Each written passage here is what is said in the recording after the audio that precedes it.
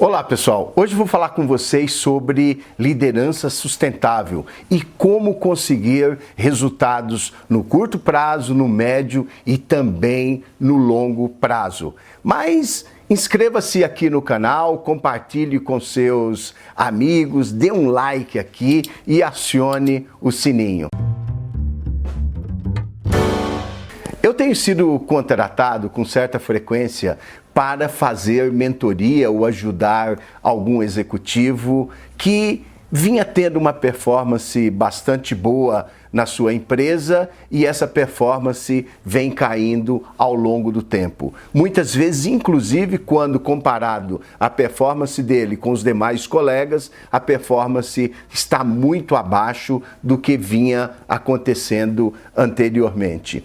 E quando eu pergunto para essa pessoa o porquê que ele vem tendo uma performance pior do que no passado, normalmente ele coloca a culpa ou no produto que está vendendo, que perdeu imagem, ou ele põe a culpa no cliente, ele põe a culpa no mercado.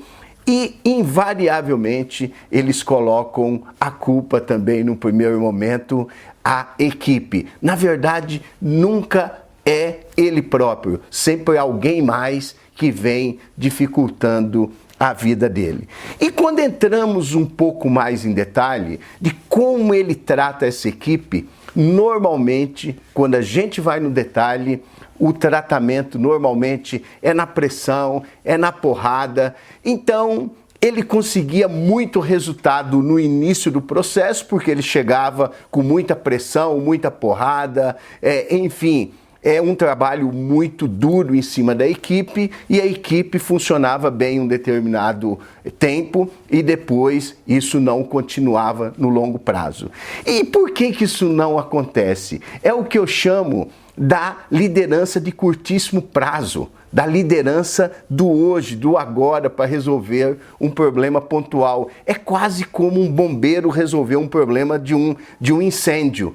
Então, e como resolve esse problema? Fazer com que esse gerente continue tendo uma performance de longo prazo. É o que eu chamo da liderança sustentável. É uma liderança que leva essas pessoas a conseguirem o resultado hoje, o resultado amanhã e claramente edificar algo que continue sustentável para o futuro. E os passos para isso, o primeiro é a consciência. É absolutamente fundamental que o líder que vinha tendo uma performance muito boa, ele partir da análise de que o problema, se é assim que podemos dizer, o problema é ele, o líder. A primeira coisa que ele precisa fazer é fazer uma análise dele mesmo e, na dúvida, coloque a culpa nele. Eu que não estou tendo uma performance adequada para manter esse resultado no longo prazo. Faça uma análise do nível de pressão, faça uma análise do nível de envolvimento que você tem da equipe, converse com a equipe, esteja muito claro,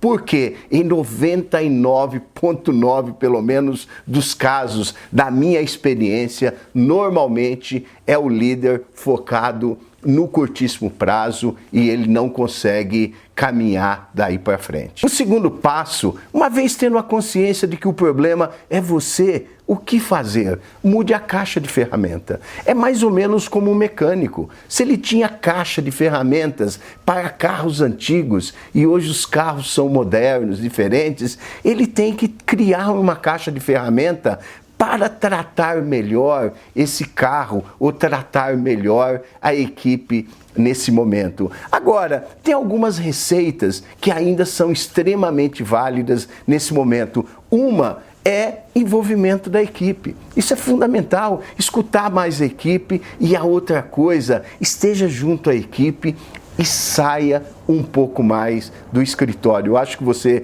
que me acompanha aqui nesse canal tem escutado muito eu falar esse tipo de coisa. Saia um pouco, fecha um pouco mais do escritório, esteja muito mais próximo do seu cliente, muito mais próximo da equipe, inclusive muito mais próximo do seu hater e do seu concorrente. O terceiro ponto é compartilhe essa liderança com a equipe. Se você nota que tem um vendedor que vem despontando com um trabalho absolutamente incrível, coloque esse vendedor no palco para que ele ensine as outras pessoas, compartilhem com as pessoas, ajude a treinar os outros membros da equipe com aquilo que essa pessoa é maravilhosa. É quase que dizer o seguinte: inverta a liderança de vez em quando, né? Volta, vai para o piso e coloca a pessoa da sua equipe, o seu vendedor ou alguma pessoa da sua equipe no palco, que ela consiga de alguma maneira liderar e compartilhar com as pessoas aquilo que ela faz muito bem. Isso cria um clima de humildade intelectual muito grande, cria uma motivação muito grande nas outras pessoas, porque ele vê a possibilidade de algum dia ele também ocupar aquele palco.